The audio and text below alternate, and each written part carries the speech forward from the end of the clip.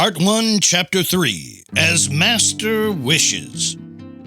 3 seconds before the arrival of J.B. Hobson's letter, I no more dreamed of chasing the unicorn than of trying for the Northwest Passage. 3 seconds after reading this letter from the Honorable Secretary of the Navy, I understood at last that my true vocation, my sole purpose in life, was to hunt down this disturbing monster and rid the world of it. Even so, I had just returned from an arduous journey, exhausted and badly needing a rest. I wanted nothing more than to see my country again, my friends, my modest quarters by the botanical gardens, my dearly beloved collections. But now nothing could hold me back. I forgot everything else, and without another thought of exhaustion, friends, or collections, I accepted the American government's offer.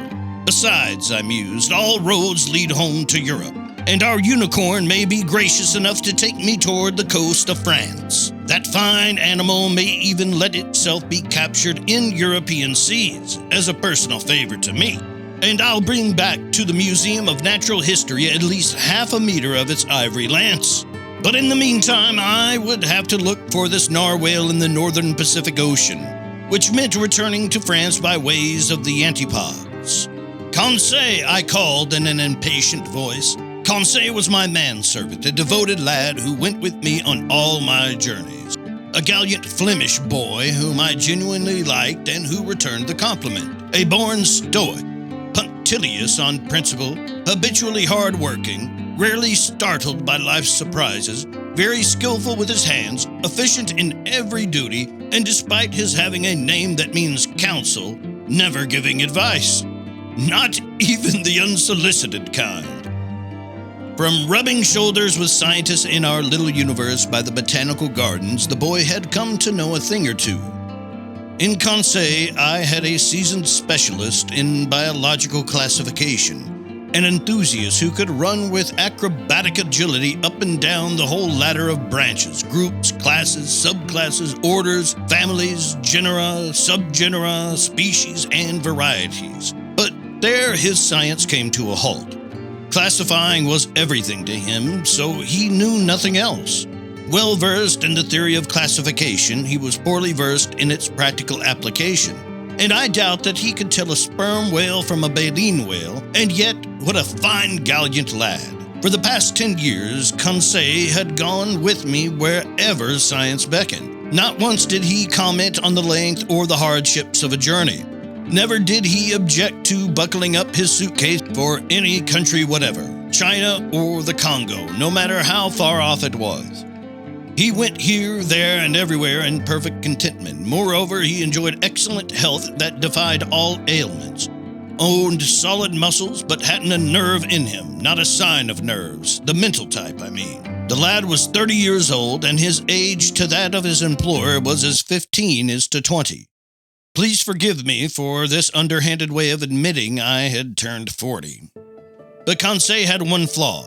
He was a fanatic on formality, and he only addressed me in the third person, to the point where it got tiresome.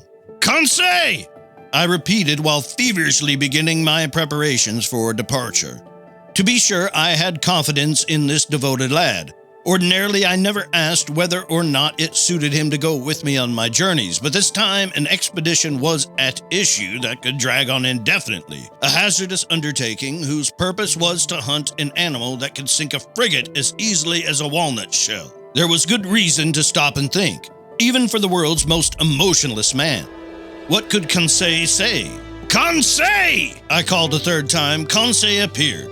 Did Master summon me? He said, entering. Yes, my boy. Get my things ready. Get yours ready. We're departing in 2 hours. As Master wishes, Conseil replied serenely. We haven't a moment to lose. Pack as much into my trunk as you can. My traveling kit, my suits, shirts, and socks. Don't bother counting. Just squeeze it all in and hurry.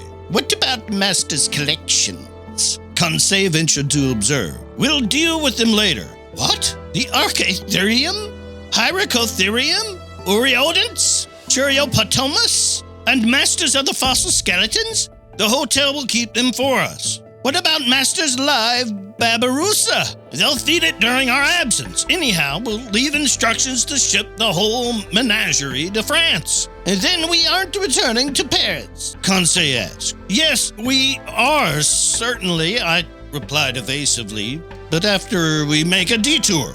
What detour, Master wishes? Oh, it's, nothing really. A route slightly less direct, that's all. We're leaving on the Abraham Lincoln. As Master thinks best, Conseil replied placidly. You see, my friend, it's an issue of the monster, the notorious narwhal. We're going to rid the seas of it.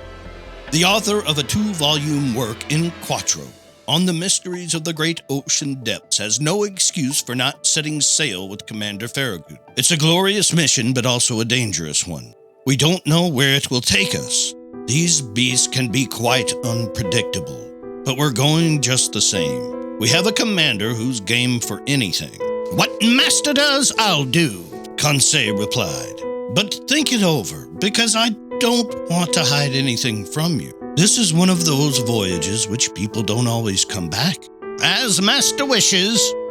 A quarter of an hour later, our trunks were ready.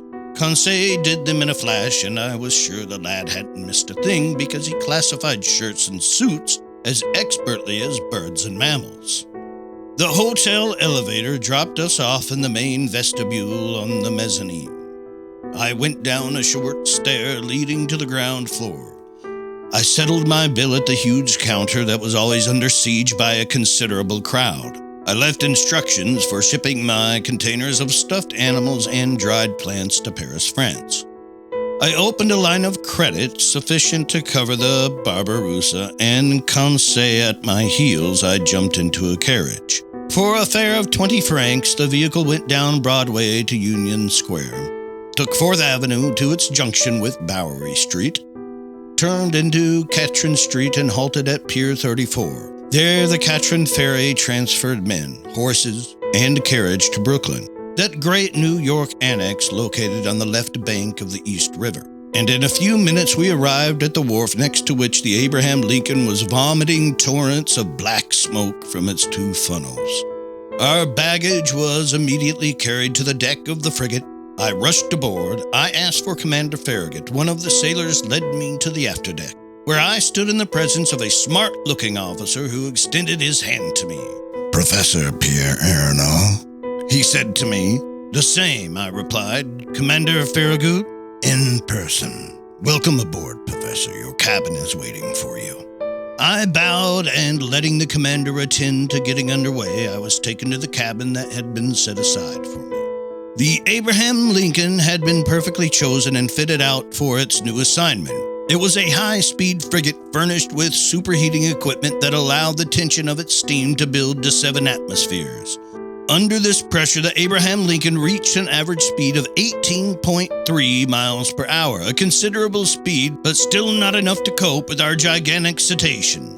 The frigate's interior accommodations complemented its nautical virtues. I was well satisfied with my cabin, which was located in the stern and opened into the officers' mess. We'll be quite comfortable here, I told Conseil. With all due respect to Master, Conseil replied, as comfortable as a hermit crab inside the shell of a whelk.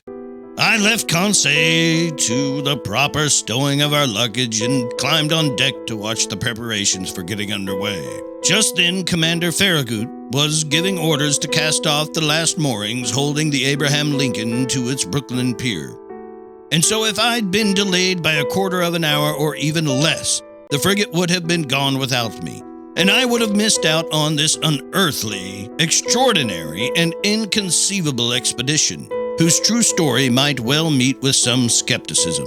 But Commander Farragut didn't want to waste a single day, or even a single hour, in making for those seas where the animal had just been sighted. He summoned his engineer. Are we up to pressure? He asked the man. Aye, sir, the engineer replied. Go ahead then, Commander Farragut called. At this order, which was relayed to the engine by means of a compressed air device, the mechanics activated the startup wheel. Steam rushed whistling into the gaping valves. Long horizontal pistons groaned and pushed the tie rods of the drive shaft. The blades of the propeller churned the waves with an increasing speed, and the Abraham Lincoln moved out majestically amid a spectator-laden escort of some 100 ferries and tenders. Author's note: tenders are small steamboats that assist the big liners. The wharves of Brooklyn and every part of New York bordering the East River were crowded with curiosity seekers. Departing from 500,000 throats, 3 cheers burst forth in succession. Thousands of handkerchiefs were waving above these tightly packed masses, hailing the Abraham Lincoln until it reached the waters of the Hudson River at the tip of the long peninsula that forms New York City. The frigate then went along the New Jersey coast, the wonderful right bank of this river, all loaded down with country homes, and passed by the forts to salutes from their biggest cannons. The Abraham Lincoln replied by 3 times lowering and hoisting the American flag, whose 39 stars gleamed from the gaff of the mizzen sail, then changing speed to take the buoy-marked channel that curved into the inner bay formed by the spit of Sandy Hook. It hugged this sand-covered strip of land where thousands of spectators acclaimed us one more time. The escort of boats and tenders still followed the frigate and only left us when we came abreast of the lightship, whose 2 signal lights marked the entrance of the Narrows to Upper New York Bay. 3 o'clock then sounded. The harbor pilot went down into his dinghy and rejoined a little schooner waiting for him to leeward. The furnaces were stoked. The propeller churned the waves more swiftly. The frigate skirted the flat, yellow coast of Long Island. And at 8 o'clock in the evening, after the lights of Fire Island had vanished into the northwest, we ran at full steam onto the dark waters of the Atlantic.